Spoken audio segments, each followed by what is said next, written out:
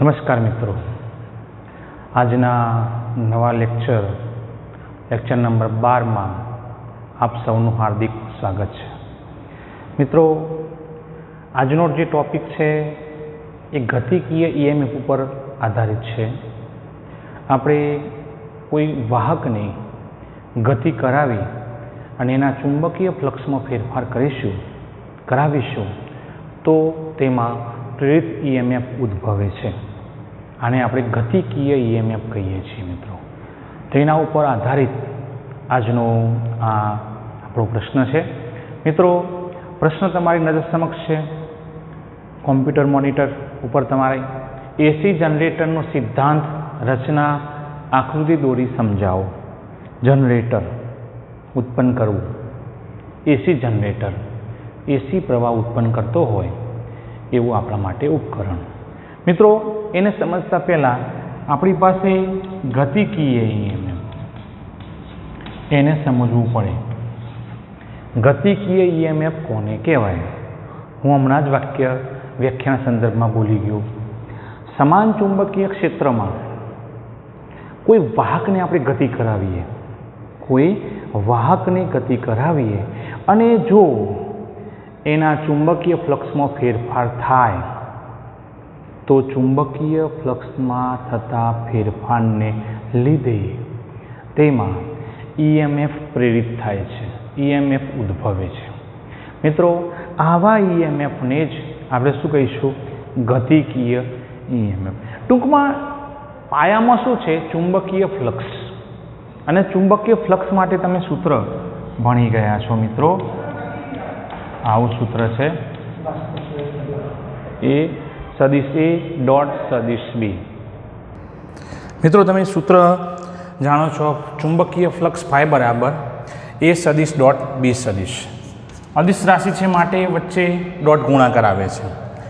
AB cos theta, AB cos theta. હવે આનો મતલબ એવો થયો કે જો તમારે કોઈક રીતે એના ચુંબકીય ફ્લક્સમાં તમે ફેરફાર કરો તો એમાં પ્રેરિત EMF ઉદ્ભવે છે. એને જ આપણે શું કહીશું? ગતિકીય EMF. મિત્રો, અહીં આપણી પાસે આ સૂત્ર અનુસાર ઘણા બધા વિકલ્પો રહેલા છે. દાખલા તરીકે આપણે હું બતાવું એ પ્રમાણે આપણને અહીંયા વિકલ્પો 3 પ્રકારના મળે છે.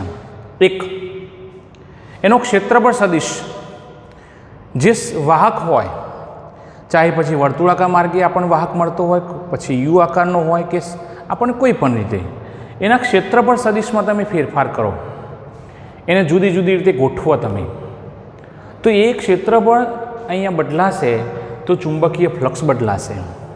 અથવા તો એમ ના કરવું હોય તો ચુંબકીય ક્ષેત્રનું મૂલ્ય તમે બદલી કાઢો, બીનું મૂલ્ય તમે બદલી કાઢો, બી વધારો ઘટાડો તો પણ ફ્લક્સનું મૂલ્ય અહીં વધે ઘટે છે. અથવા તો અહીંયા થીટા છે શું?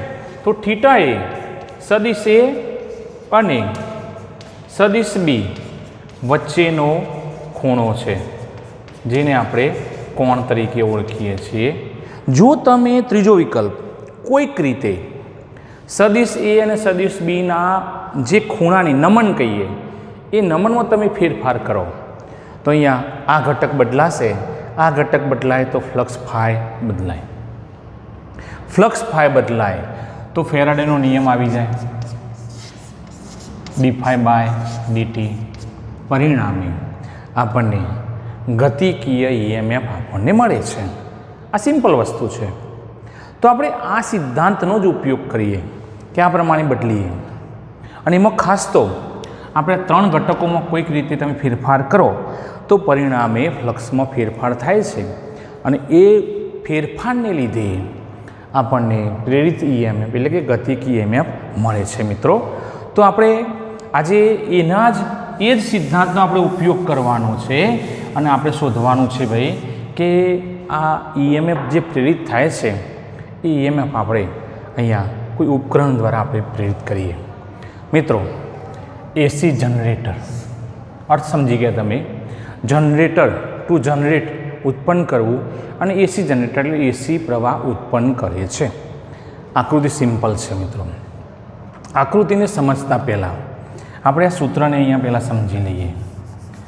જો ગૂંચળું ચુંબકીય ક્ષેત્ર સાથે જુદા જુદા ખૂણા આપણે અહીંયા બનાવતું હોય ક્ષેત્રફળ સદિશને ધ્યાનમાં લઈને, તો ક્ષેત્રફળ એ સદિશનો એ cos થીટા ઘટક સૂત્રમાં આવે છે. જુઓ, એ cos થીટા ઘટક એ આપણને ચુંબકીય ફ્લક્સમાં ફેરફાર કરીને આપે છે મિત્રો. ચલો, એ સિદ્ધાંતને જ આપણે અહીંયા એસી જનરેટરના સિદ્ધાંત તરીકે આપણે લઈ લઈએ. તો બે પ્રબળ ચુંબકીઓ છે. ચુંબકીય ક્ષેત્રની દિશા ઉત્તર ધ્રુવથી દક્ષિણ ધ્રુવ તરફ, એટલે આમ છે. ચલો, એક આપણે એવું ઉપકરણ લઈ લઈએ કે જેને આપણે આર્મેચર અથવા તો ગૂંચળું કહીશું. વાત કરીએ આપણે એની જે ધરી છે, અક્ષ કહીશું આપણે. ધરીનો બીજો શબ્દ શું થશે? અક્ષ. કે એને ધ્યાનમાં રાખીને એને ભ્રમણ કરવાનું છે. તો આ અક્ષ જે છે એને ભ્રમણ અક્ષ કહીશું, જે ચુંબકીય ક્ષેત્રને લંબરૂપે છે. આ ખાસ યાદ રાખવાનું. ચુંબકીય ક્ષેત્રને લંબરૂપે આપણે આ પ્રમાણે ધરી અને ક્ષેત્રને ધ્યાનમાં રાખી અને હવે અહીં કંઈક એવી પ્રક્રિયા કરીએ કે જેના કારણે એ cos થીટા ઘટકમાં મૂલ્યમાં ફેરફાર થાય. એ ફેરફાર થાય એટલે ફ્લક્સમાં ફેરફાર થાય, અને ફ્લક્સમાં ફેરફાર થાય તો આપણને પ્રેરિત EMF આપણને મળે છે. તો પહેલી જ વાત આવે સિદ્ધાંતની. તો આપણે કોઈક રીતે એ cos થીટામાં ફેરફાર કરીએ તો ચુંબકીય ફ્લક્સમાં ફેરફાર થાય છે. બસ આ સિદ્ધાંત ઉપર જ આપણું એસી જનરેટર રચાયેલું છે. અને એનું કામ શું? એની જે સિદ્ધાંતની વાત કરીએ તો સિદ્ધાંત કયો છે? સિદ્ધાંત યાંત્રિક ઉર્જાનું વિદ્યુત ઉર્જામાં રૂપાંતર કરે છે.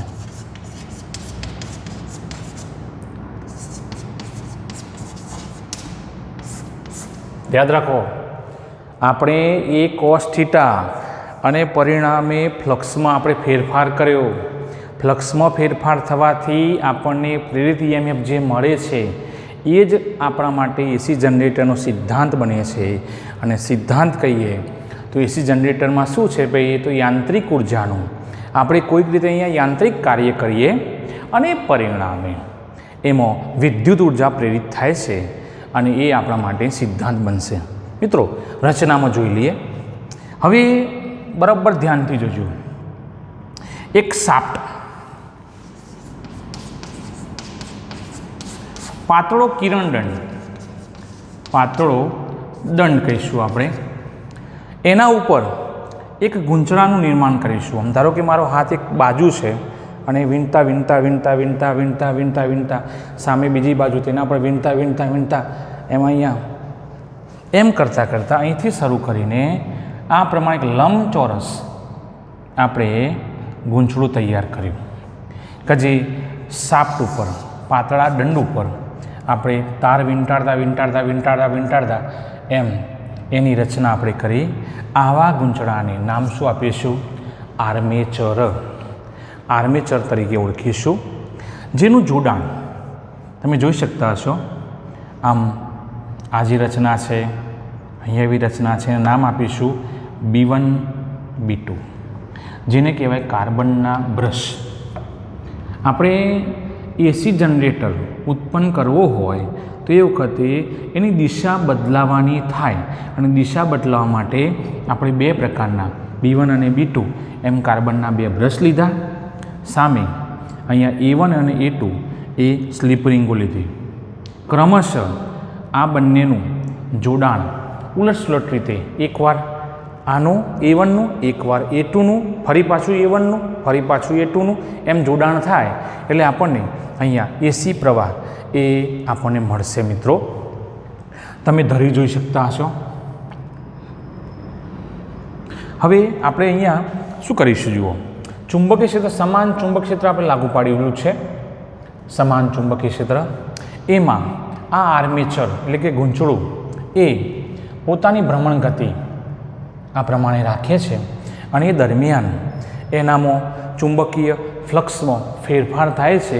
આ ફેરફારને લીધે આપણને પ્રેરિત EMF મળે છે. એ પ્રેરિત EMF એવો હોય છે કે જેમાં દિશા સતત બદલાય છે. એક વખત A1 જોડાય તો A2 ના જોડાય, બીજી વાર A1 ના જોડાય, A2 જોડાય. એટલે આપણે કોઈ એવી વ્યવસ્થા કરીએ, અહીંયા દાખલા તરીકે અહીંયા હું એક પંખો મૂકી દઉં, જેને આપણે ટર્બાઇન કહીએ, બીજા શબ્દોમાં અહીં મૂકી દઉં તો ટર્બાઇન ફરે છે. અને ટર્બાઇન ફરે એટલે આપણને યાંત્રિક ઉર્જામાં સમો વિદ્યુત ઉર્જામાં રૂપાંતર થતું જોવા મળે છે. મિત્રો અહીંયા T બરાબર 0. હવે એની જે રચના છે એના સંદર્ભમાં આપણે એનું EMFનું સૂત્ર આપણે મેળવીશું. ચલો, T બરાબર 0 સમયે થીટા બરાબર 0 લઈએ. એનો મતલબ કે પેલો જે આર્મેચર જે છે એનું જે ક્ષેત્રફળ સદિશ છે એ આમ હશે. જુઓ, આમ હોય. ચુંબકીય ક્ષેત્રની દિશા ઉત્તર ધ્રુવથી દક્ષિણ ધ્રુવ તરફ, ક્ષેત્રફળ સદિશની દિશા પણ મારી તરફ છે. માટે બંને A અને B એક જ દિશામાં હોય એ વખતની સ્થિતિ એટલે પ્રારંભિક સ્થિતિ છે. મિત્રો પણ જો એમ કહું કે T બરાબર T સમયે થીટા બરાબર આપણને કંઈક મળે, થીટા ધારો કે લઈએ, એ અંતિમ સ્થિતિ છે ફેરવવાનું એક ભ્રમણ દરમિયાન આપણે કહીએ છીએ. તો એ વખતે આપણને થીટાનું મૂલ્ય શું મળશે? તમે 11મા ધોરણમાં ભણી ગયા છો, કોણીય વેગ બરાબર કોણીય સ્થાનાંતર ભાગ્યા સમય. મિત્રો આ આર્મેચર જે છે એ વર્તુળાકાર માર્ગે ફરે તો એ વખતે એનામાં રેખીય વેગ ના હોય, કોણીય વેગ હોય. ધારો કે એ ઓમેગા જેટલા કોણીય વેગથી ભ્રમણ કરે છે તો અહીંયા થશે ઓમેગા બરાબર કોણીય સ્થાનાંતર થીટા -0 એટલે થીટા જ આવશે, ભાગ્યા T -0 એટલે T આવશે. તો થીટા બરાબર શું થાય? બોલો, ઓમેગા ટી થશે. થીટા બરાબર ઓમેગા ટી. તો આપણને અહીંયા જે પણ ખૂણો મળે છે એ ટી સંદર્ભે ટીનું મૂલ્ય બદલાય છે, પરિણામે આપણને થીટા બરાબર ઓમેગા ટી મળે છે. ચલો, ફ્લક્સનું સૂત્ર આપણે મૂકીએ. AB cos theta is equal to AB cos omega t. AB cos omega t. થીટાની જગ્યાએ શું મૂક્યું આપણે? Omega T. ઓમેગા ટી છે શું? તો કોણીય સ્થાનાંતર છે. પહેલાં ધારો કે ગુંચડું આમ હતું, પછી એને ફરવાનું શરૂ કર્યું એ વખતે એને કેટલું કોણીય સ્થાનાંતર કર્યું? તો એ T બરાબર T સમયે કેટલું? ઓમેગા ટી જેટલું કોણીય સ્થાનાંતર એ કરે છે. મિત્રો તો આપણું સૂત્ર શું થયું? તો ફાઈ બરાબર AB cos થીટા અને AB cos થીટામાં AB cos omega T. મિત્રો હવે તમને ખબર છે d phi by dt is equal to d upon dt AB cos omega T. એટલે શું થશે? અહીંયા માઇનસ થાય ને, કારણ કે કોસનું વિકલન માઇનસ સાઇન. ચલો, એ બી પછી અહીંયા સાઇન ઓમેગા ટી. સોરી, એક આપણે વિકલનમાં પદ મળવાનું અહીંયા છે, કારણ કે ચલો કોસનું વિકલન માઇનસ સાઇન, એ બી અચળ છે એટલે બહાર મૂક્યા, માઇનસ સાઇન. હજુ આપણે ટી સાપેક્ષે વિકલન કરીએ તો આવું મળશે માઇનસ એ બી ઓમેગા સાઇન ઓમેગા ટી. જો ગૂંચળામાં આર્મેચરમાં કેપિટલ એન આંટાઓ હોય તો અહીંયા એન વડે ગુણવું પડે, એટલે N d∅/dt is equal to, અહીંયા આપણે સીધે સીધું છેલ્લે લખી દઉં છું, n આંટાઓ હોય તો આપણે આ સૂત્રને n વડે ગુણીએ છીએ, તો અહીંયા આપણે n વડે ગુણ્યા એટલે minus NAB sin omega T. મિત્રો તમને ખ્યાલ આવતો જતો હશે શું કર્યું છે આપણે, તો ફ્લક્સનું જે મૂલ્ય છે એનું આપણે સમય સાપેક્ષે વિકલન કરીએ એટલે એ અને બી આપણે અચળ છે એટલે બહાર મૂક્યા. ચલો કોસ ઓમેગા ટીનું આપણે વિકલન કરીએ તો માઇનસ સાઇન ઓમેગા ટી, અને ટી સાપેક્ષ હજુ વિકલન કરીએ છીએ આપણે તો હજુ એમાંથી આપણને ઓમેગા એ આપણને સહગુણકમાં મળશે. અને જો ગૂંચળામાં n આંટાઓ હોય તો આપણું જે મેઇન સૂત્ર છે d∅/dt ને n વડે ગુણવાનું થાય તો આપણે મારે મળશે મિત્રો. હવે પ્રેરિત EMF ફેરાડેના નિયમ મુજબ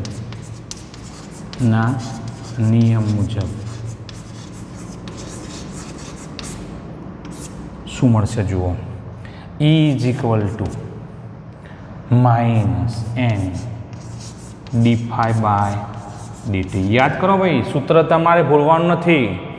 E બરાબર માઇનસ n d∅/dt. અહીંયા માઇનસ સીના લેન્ઝના નિયમની હાજરી દર્શાવે છે. તો આપણે અહીંયા જે પણ આ પદ છે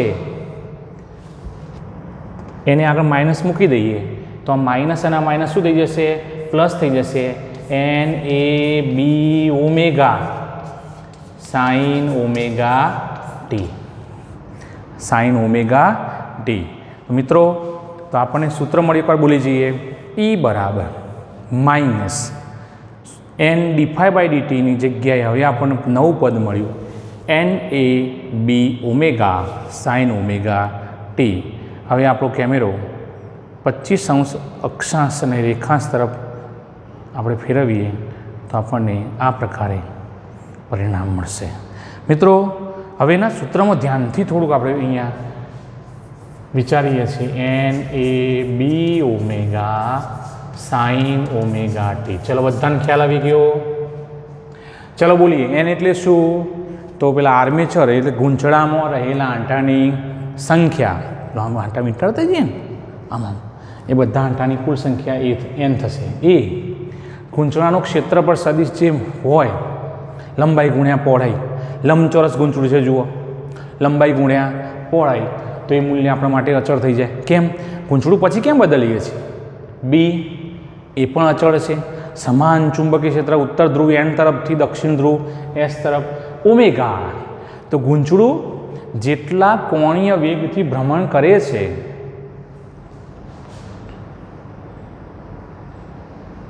ફરી પાછું એમ બદલતું જ જાય, તો એ વખતે ઓમેગા અચળ રહે. બદલાતું પદ કયું? સમય બદલાય મિત્રો.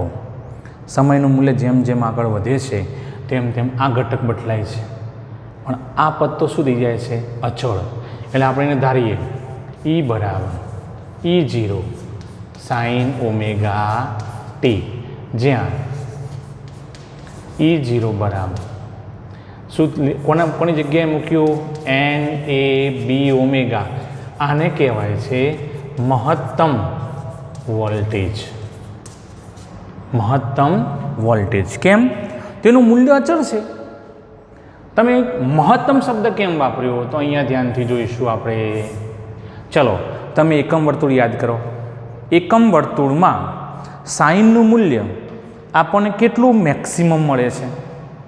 તો કે 90 માટે સાઇન 1, સાઇન 90 માટે 1 મળશે ને, અને નીચે સાઇન 270 -1.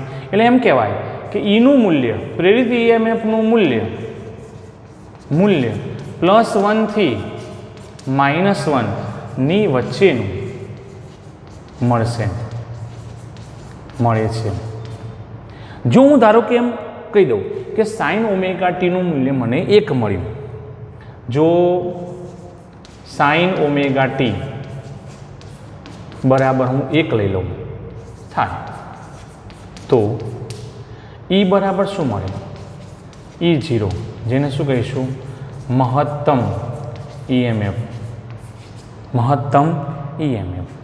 પણ જો અહીંયા ટીનું મૂલ્ય બદલાતું જાય એ પ્રમાણે ઓમેગા ટી બદલાય, અને પરિણામે સાઇન ઓમેગા ટીનું મૂલ્ય +1 થી -1 તરફ જાય તો એનું મૂલ્ય ઘટે છે અને પરિણામે આપણને અહીંયા પ્રેરિત EMF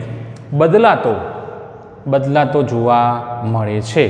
એટલે આપણને અહીંયા વારંવાર ગૂંચળાને આપણે ભ્રમણ કરાવતા જ જઈએ છીએ. એ દરમિયાન જો ગૂંચળાને ભ્રમણ કરાવવા માટે તમે B1 અને B2 તરફ ધ્યાન આપો. કાર્બનના બ્રશ છે, એમનું જોડાણ કોની સાથે છે? સ્પ્રિંગો દ્વારા પેલા AC વોલ્ટેજ સાથે. હવે AC વોલ્ટેજ પોતે જ પાછો કેવો છે? ઉલટસુલટ પ્રવાહ કહેવાય, ઉલટસુલટ EMF કહેવાય. એની દિશા બદલાય એટલે એની દિશા બદલાય એ અનુસાર B1 અને B2 એ A1 અને A2 સાથે સંકળાયેલા હોવાથી દિશા સતત બદલાય. એટલે ગૂંચળાની ભ્રમણ દિશા એ આ AC વોલ્ટેજ ઉપર આધારિત છે. પરિણામે દિશા સતત બદલાય એટલે આપણને અહીંયા બદલાતો EMF મળે છે. અને બદલાતો EMF જ્યારે મળે તો એ વખતે એની સાથે સંકળાયેલો પ્રવાહ પણ બદલાય છે, જેને આપણે એમ કહેવાય આવર્ત રીતે બદલાય છે. મિત્રો, ઓમેગાનો મતલબ શું? ઓમેગાનો મતલબ થાય 2πf. અહીં ઓમેગા બરાબર 2πf. મિત્રો, કદાચ ધારો કે નવા અભ્યાસક્રમ પ્રમાણે આપણે આવું લઈએ છીએ 2πv, તો શું થશે? અહીંયા આ સૂત્રને હું ધ્યાનથી લઉં છું, અહીંયા લખવા જાઉં છું તો E બરાબર E0 સાઇન પછી 2πvt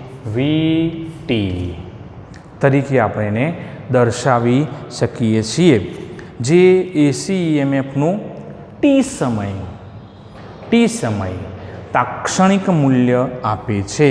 એટલે આપણે આવો AC પ્રવાહ, AC વોલ્ટેજ, AC જનરેટર એટલા માટે જ નામ આપ્યું કે આવી પ્રક્રિયાની મદદથી આપણે AC વોલ્ટેજ અને AC પ્રવાહ એ આપણે મેળવી શકીએ છીએ. એટલે આપણે અહીંયા યાંત્રિક ઉર્જાનું વિદ્યુત ઉર્જામાં રૂપાંતર થાય છે એ અહીંયા જોઈ શકીએ છીએ. મિત્રો, AC જનરેટરનો આપણે સિદ્ધાંત જોયો, રચના જોઈ અને એના ઉપરથી એનું EMFનું સૂત્ર આપણે જોયું. મિત્રો, EMFનું સૂત્ર આપણને કેવું મળે છે? E બરાબર E0 સાઇન ઓમેગા t.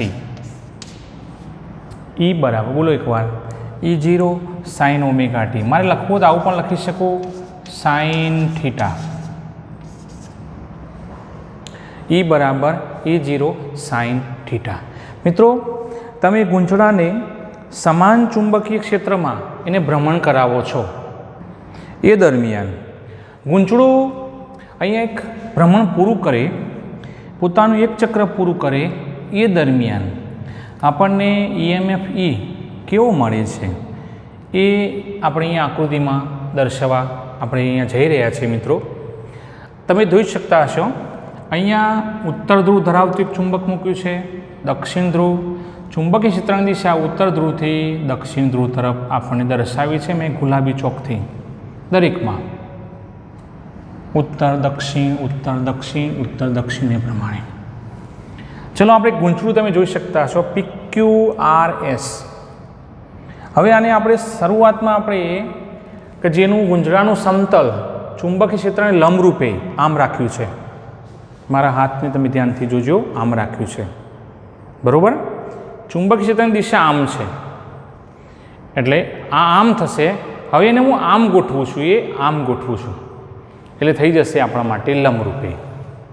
ચલો, એ આ દિશા આમ થવાની અને પરિણામે આપણને અહીંયા જે ગોઠવણ થાય છે એ સમતલને ધ્યાનમાં રાખીને, બધા મિત્રો ધ્યાન આપજો, ચુંબક ક્ષેત્રની દિશા આમ છે.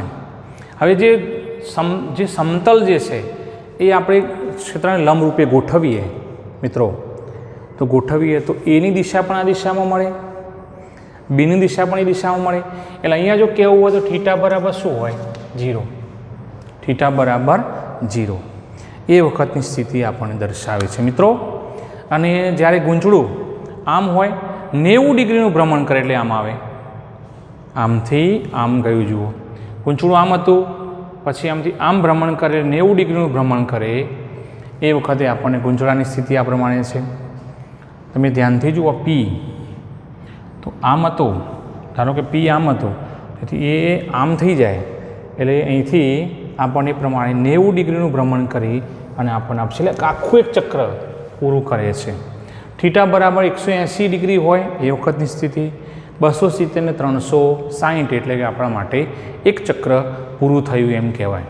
મિત્રો જ્યારે ગૂંચળું પેલા ગૂંચળાનું સમતલ જે છે ક્ષેત્રફળ સદિશ એ ચુંબક ક્ષેત્રને અલગ અલગ ખૂણે જ્યારે ગોઠવાતું હોય એ વખતે આપણને થીટા બદલાય. પહેલી વાત કરીએ આપણે, અહીંયા ઈએમએફ શોધીને હું નીચે લખું છું, જે પણ મને મૂલ્ય મળશે તે તમને ખબર છે. E0 છે શું? તો NAB ઓમેગા, NAB ઓમેગા જે આપણને પ્રારંભિક અથવા મહત્તમ આપણને ઈએમએફ કહેવાય. ચલો થીટાનું મૂલ્ય પહેલાં 0 મૂકીએ તો E0 sin 0, sin 0 એટલે 0 માટે શરૂઆતમાં આપણને ઈએમએફ કેટલું મળશે? 0. પછી 90 ડિગ્રીનું ભ્રમણ કરે છે એટલે આપણે આ જ બદલાય. તમે 90 ડિગ્રીનું ભ્રમણ કરાવો, ચલો તો શું થશે? sin 90, sin 90 એટલે 1 માટે શું મળશે આપણને? E0. તો અહીંયા મળ્યું આપણને E0. ચલો પછી 180 કરીએ તો 180 sin 180 ઋણ x અક્ષ આવે, ઋણ x અક્ષમાં સાઇનનું મૂલ્ય 0 માટે જવાબ શું થઈ જશે? 0. એટલે અહીંયા ઈનું મૂલ્ય 180 વખતે 0 થશે. પછી 270 કહીએ, 270 સાઇન 270 એટલે ઋણ y, અને ઋણ yમાં સાઇનનું મૂલ્ય માઇનસ માટે માઇનસ E0 થશે. એટલે અહીં થશે માઇનસ E0. ચલો હવે 360 થાય, 360 થીટા બરાબર એક ચક્ર પૂરું કર્યું અને પહેલી જે સ્થિતિ હતી પહેલી આકૃતિમાં એ જ પ્રમાણે સમતલ ગોઠવાઈ ગયું માટે અહીંયા શું થશે? ધન એક્સ અક્ષ હોય, ધન એક્સ અક્ષમાં સાઇનનું મૂલ્ય 0 માટે અહીં શું થશે? 0. તો મિત્રો આપણને ઈના જે મૂલ્યો મળ્યા છે એને આપણે અહીંયા આપણા આલેખમાં બતાવીએ. કોના વિરુદ્ધનો કોનો આલેખ દર્શાવ્યો છે? વાય અક્ષ ઉપર આપણે પ્રેરિત ઈએમએફ લખ્યું અને એક્સ અક્ષ ઉપર સમય બતાવ્યો, એટલે પ્રેરિત ઈએમએફ વિરુદ્ધ સમયનો આલેખ થયો. એમાં અહીંથી અહીં લખીએ તો 0 કહેવાય. ઉપરની બાજુ જ્યારે જઈએ તો એ મહત્તમ પ્લસ ઈ, નીચે ઋણમાં મહત્તમ, ઋણમાં મહત્તમ એટલે કે માઇનસ ઈ મળે છે. મિત્રો આપણે આલેખને ગોઠવતા જઈએ અને આલેખ જ્યારે ગોઠવાશે પોતે તો આપણને એક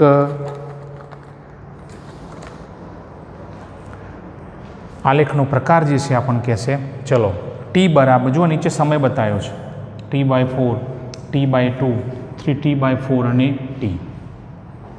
મિત્રો શરૂઆતનો સમય ધારો કે 0 છે તો 0 સમય E બરાબર શું હોય? 0, 0. પછી T/4 સમય E0.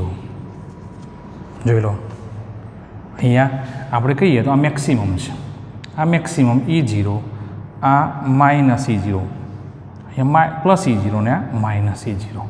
પછી T/2 વખતે ફરી પાછું 0, 3T/4 વખતે માઇનસ E0 જેને મહત્તમ ઋણમાં મહત્તમ કહીશું, અને T વખતે ફરી પાછું 0 મળશે. તો આપણે આ બધા બિંદુઓને જોડવાનો પ્રયત્ન કરીએ તો આપણને આવું મળશે. એકદમ ફ્રીલી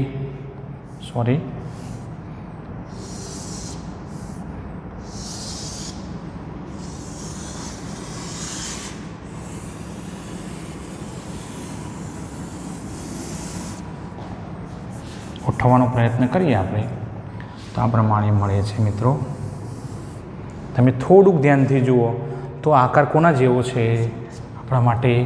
તો કે સાઇન આકાર છે. માટે આપણે જે સૂત્રમાં પણ જે સાઇન મૂકીએ છીએ એ સાઇન આકારનું શૃંગ અને ગર્ત પ્રકારનું આપણને અહીંયા આલેખ મળે છે, જે આપણને અહીંયા એસી બદલાતું શૃંગ ગર્ત આપણને રેગ્યુલર આપણને મળે છે.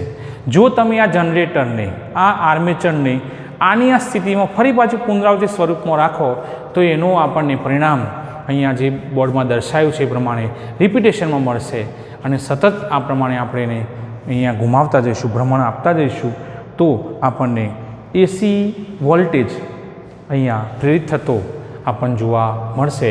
એને જ આપણે પ્રેરિત EMF કહીએ છીએ મિત્રો. અને પ્રેરિત EMF એ વાસ્તવમાં એ સતત એની દિશા બદલાતી હોવાથી આપણા માટે પ્રેરિત એસી વોલ્ટેજ જે છે એ અહીંયા ઉત્પન્ન થાય છે.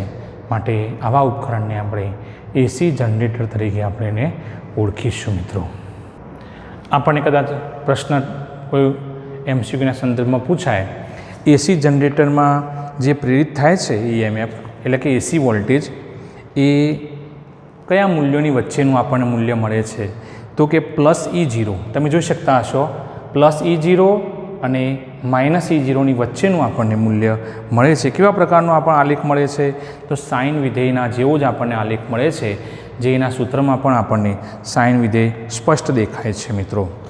હવે આપણે વાત કરીએ કે ભાઈ આવા જનરેટરો જે છે એ કેટલા, એના પ્રકારો આપણે જોઈએ તો એ પ્રકારોમાં આપણે કયા કયા પ્રકારો છે એને ધ્યાનમાં રાખીને આપણે એક નાનો મુદ્દો ચર્ચીએ મિત્રો. આવા એસી જનરેટર્સના પ્રકાર કેટલા છે અને અત્યારે હાલના સંજોગોમાં એસી પ્રવાહની આવૃત્તિ જે છે કેટલી છે અને આવા જનરેટરો કેટલા વોટનો પાવર એ ઉત્પન્ન કરે છે મિત્રો. તો પહેલાં તો આપણે જોઈએ તો આપણે વ્યવસાયિક રીતે જ્યાં પાણીનો સ્ત્રોત વધુ હોય અને ધોધની વ્યવસ્થા હોય કુદરતી રીતે, ત્યાં આપણે એક આ પ્રકારનું જનરેટર ત્યાં મૂકીએ છીએ. ઊંચાઈ ઉપરથી પાણી જ્યારે નીચે પડે ટર્બાઇન ફરે છે, નીચે ટર્બાઇન રાખ્યું હોય, ટર્બાઇન ફરે છે, ટર્બાઇન ફરે એટલે યાંત્રિક કાર્ય થાય અને યાંત્રિક કાર્યનું આપણને ત્યાં એસી વોલ્ટેજમાં જોડે બીજા બધા ઉપકરણ જોડેલા હોય, એસી વોલ્ટેજ એસી પ્રવાહમાં આપણને એ રૂપાંતરિત કરીને આપે છે. તો આવા એવા જનરેટર કે જે ઊંચાઈ ઉપરથી ટર્બાઇન દ્વારા યાંત્રિક કાર્યની મદદથી આપણને પાવર આપે છે, એવા આપણે જનરેટર્સને હાઇડ્રો ઇલેક્ટ્રિક જનરેટર તરીકે આપણે ઓળખીએ છીએ, જે યાંત્રિક ઉર્જાનું વિદ્યુત ઉર્જામાં રૂપાંતર કરે છે.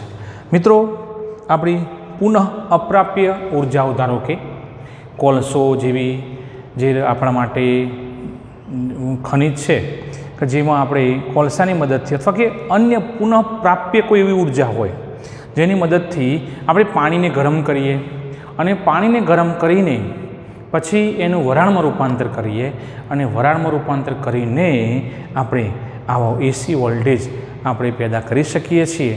મિત્રો તમે જોતા હશો અમુક જગ્યાએ બોઇલરમાં પાણી ગરમ કરી અને એનું વરાળમાં રૂપાંતર કરી અને કાર્ય મેળવવામાં આવે છે. જો કોલસાની જગ્યાએ અણુ અથવા તો ન્યુક્લિયર કહીશું નો ઉપયોગ કરીને આપણે આવું એસી વોલ્ટેજ ઉત્પન્ન કરીએ તો એવા આપણે જનરેટરને ન્યુક્લિયર પાવર જનરેટર તરીકે ઓળખીશું. Nuclear power generator, nuclear power generator તરીકે આપણે ઓળખીશું, જેમાં બળતણ તરીકે ન્યુક્લિયર હોય અથવા તો અણુ કહીએ, કોલસાની જગ્યાએ આપણે એનો ઉપયોગ કરવામાં આવે. આપણે મોટે ભાગે આપણા ઘરે જે એસી પ્રવાહ આવે છે એ આવા ન્યુક્લિયર ઉર્જાના સંદર્ભમાં જ આપણને આવે છે. હલકું ન્યુક્લિયસ હોય આપણે જેને આપણે યુરેનિયમ કહીએ, જે યુરેનિયમને આપણે અહીંયા ન્યુક્લિયર વિખંડનની ઘટના દ્વારા આપણે તોડીને જે ઉર્જા મેળવીએ છીએ તે, તો એવા જનરેટરને આપણે ન્યુક્લિયર પાવર જનરેટર કહીશું.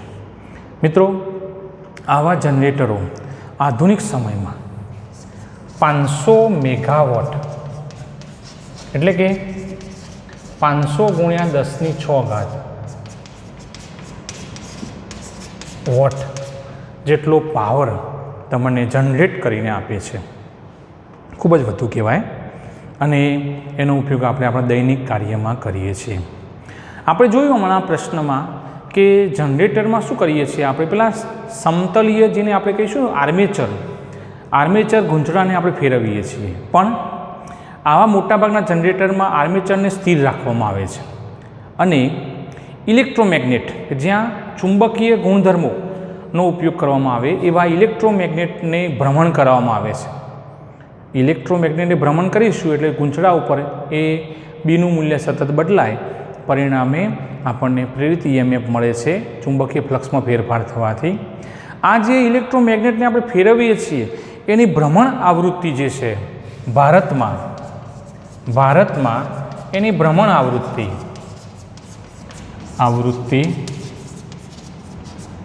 F કહીએ અથવા તો V કહીએ 50 હર્ટ્ઝની છે. આપણે કહીએ ને એસી પ્રવાહની આવૃત્તિ કેટલી? ઓછી જ.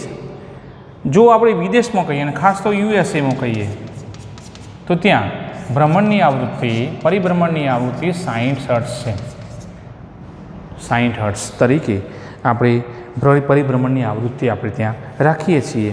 એટલે આપણને આવા જનરેટરો જે છે એ એસી જનરેટ કરીને આપણને આપે છે. મિત્રો તો યાદ રાખીશું, એસી જનરેટર કોને કહેવાય?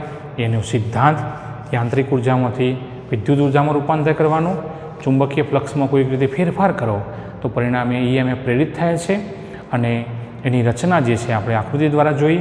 ત્યારબાદ એને જુદા જુદા ખૂણા એટલે કે થીટા બરાબર આપણે ગોઠવીને એ અને બી વચ્ચેનો ખૂણો ગોઠવીને આપણે અહીંયા આલેખ મેળવ્યો. આલેખ આપણને સાઇન પ્રકારનો મળ્યો અને આમ પુનરાવર્તિત સ્વરૂપમાં આપણે આ પ્રક્રિયા ચાલુ રાખીએ તો આપણને એસી પ્રવાહ સતત, એસી વોલ્ટેજ સતત આપણને મળતો જાય છે.